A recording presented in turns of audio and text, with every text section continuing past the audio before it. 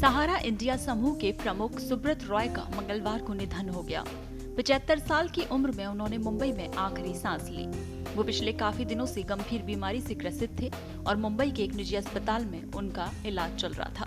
वो देश में लोगों के बीच सहारा श्री के नाम से प्रसिद्ध थे। उनकी गिनती भारत के एक बड़े कारोबारी के तौर पर होती थी।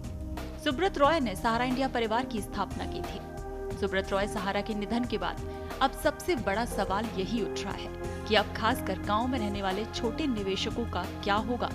क्या उनका पैसा वापस मिलेगा या डूब जाएगा? आपको बता दें कि देश भर के लाखों निवेशकों का पैसा सहारा इंडिया में फंसा हुआ था। सहारा में निवेश के मैच्योरिटी पूरी होने के बाद भी लोगों का पैसा वापस नहीं मिल रहा था।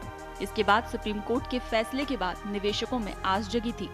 इसी साल जुलाई में केंद्रीय गृह व सहकारिता मंत्री अमित शाह ने फैसला लेते हुए सहारा रिफंड पोर्टल लॉन्च किया था। इसके बाद करीब 10 करोड़ निवेशकों को बड़ी खुशखबरी मिली थी। इसके तहत उन निवेशकों का पैसा वापस मिलता था जिनकी मैच्योरिटी पूरी हो चुकी थी। वहीं इससे पहले सहारा के निवेशकों को लेकर सहकारिता मंत्रालय ने सुप्रीम कोर्ट में अर्जी दायर की थी और कोर्ट ने 5,000 करोड़ रुपए ट्रांसफर करने का आदेश दिया था। सहारा में निवेश करने वाले अधिक लोग छोटे निवेशक हैं जिन्होंने अपनी जमा पूंजी सहारा इंडिया में जमा की थी। इन निवेशकों में सबसे अधिक बिहार, झारखंड, उत्तर प्रदेश और मध्य प्रदेश से हैं। केंद्रीय सहकारिता मंत्री के द्वारा लॉन्च किए गए पोर्टल में शुरुआती चरण में 10,000 रुपए तक का दावा कर सकते हैं। ऐसे करीब 4 करोड़ निवेशक हैं जो 10,000 रुपए तक पाने के पात्र हैं।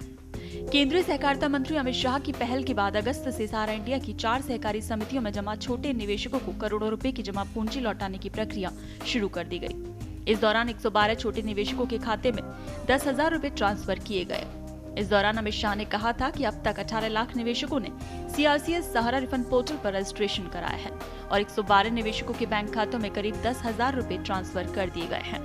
ऑडिट पूरा होने के बाद अगली किस्त भी जल्द ही ट्रांसफर कर दी जाएगी और आने वाले दिनों में सभी निवेशकों का पैसा वापस मिल सकेगा। सरकार की जिम्मेदारी है कि निवेशकों का पैसा वापस मिले। हालांकि अब जब सहारा श्री का निधन हो गया है तो इन छोटे निवेशकों को अब ये चिंता फिर से सताने लगी है कि क्या पोर्टल में रजिस्ट्रेशन के बाद उनको पैसा वापस मिल सकेगा।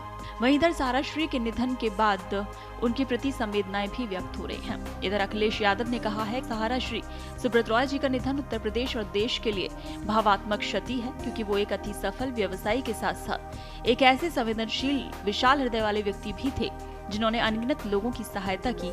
उनका सहारा बने, उन्हें भावभीनी श्रद्धांजलि। वहीं इधर शिवपाल यादव ने भी सुब्रत रॉय सहारा के निधन के बाद उन्हें भावभीनी श्रद्धांजलि दी है।